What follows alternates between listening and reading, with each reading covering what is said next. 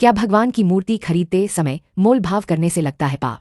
जाने क्या बोले प्रेमानंद महाराज। जब हम बाजार से ठाकुर जी या अन्य देवी देवता की मूर्ति लाते हैं तो मोल भाव करना या फिर तुलना करने से पाप लगता है। जाने प्रेमानंद महाराज जी ने क्या उत्तर दिया। हिंदू धर्म में मूर्ति पूजा का विशेष महत्व है। हर किसी के घर के मंदिर में विभिन्न देवी देवताओं की मूर्ति, तस्वीर आदि रखते हैं। यह व्यक्ति की आस्था, ऊर्जा और दिव्यता का केंद्र मानी जाती है। किसी भी देवी देवता की प्रतिमा को घर में स्थापित करना पूजा पाठ का एक अत्यंत पवित्र माना जाता है। मान्यता है कि घर में मूर्ति स्थापित करने से सकारात्मक ऊर्जा, समृद्धि और शांति का संचार होता है। ऐसे में भगवान की मूर्ति खरीदते समय कुछ नियमों का पालन करते हैं। ये केवल मूर्ति एक प्रतिमा नहीं बल्कि ईश्वरीय उपस्थिति का सजीव रूप बन सके। ऐसे में कई लोगों के मन में मूर्ति या तस्वीर खरीदते समय इस बात की शंका रहती है कि इनका मोल भाव करने से पाप लग सकता है। इसलिए कई लोग बिना मोलभाव के दुकानदार को मुंह मांगी रकम दे देते हैं। ऐसे में प्रेमानंद महाराज का एक वीडियो सामने आया है जिसमें एकांतिक वार्तालाप में एक भक्त उनसे पूछ रहा है कि महाराज भगवान की खरीदते समय मोल भाव करने से क्या पाप लगता है। जाने प्रेमानंद महाराज जी ने क्या उत्तर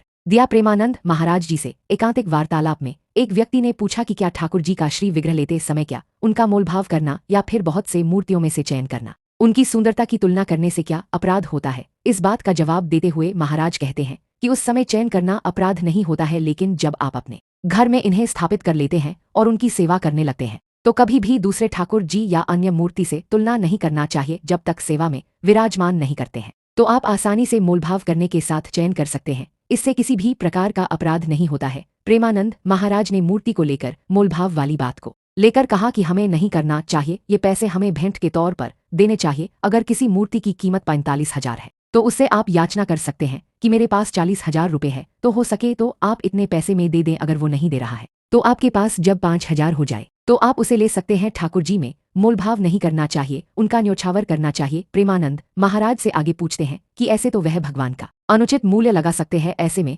महाराज जी कहते हैं कि नहीं, वो अनुचित नहीं लगा सकता है। अगर किसी मूर्ति की कीमत 45,000 है तो किसी की हिम्मत नहीं है कि वह 80,000 की लगा दें। ठाकुर जी उनके अंदर बैठे हुए हैं तो 4-5 हजार इधर उधर कर सकता है, इसलिए उनका मांगना कोई अपराध नहीं है। ठाकुर जी का कोई मोल नहीं है, जितने की मिल जाए। उन्होंने उस मूर्ति का निर्माण किया है तो निर्माणकर्ता कुछ भी ले सकता है, इसलिए न्योछावर देने में पीछे न हटे।